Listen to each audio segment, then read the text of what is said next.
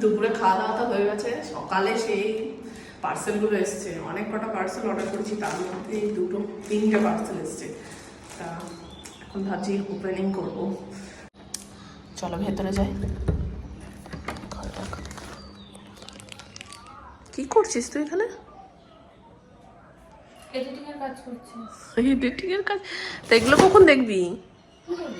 হ্যাঁ এখনই করবো। চ পয়লাবের সাথে তুই পড়বি না আমি পড়বো, যেমন একজন। যে সাইজটা নেওয়া হয়েছে দুজনেরই হয়ে যাবে।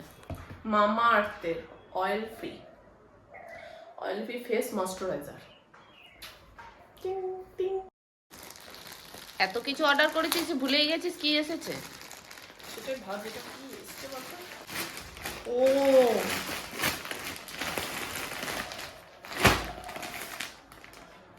তোমার আমার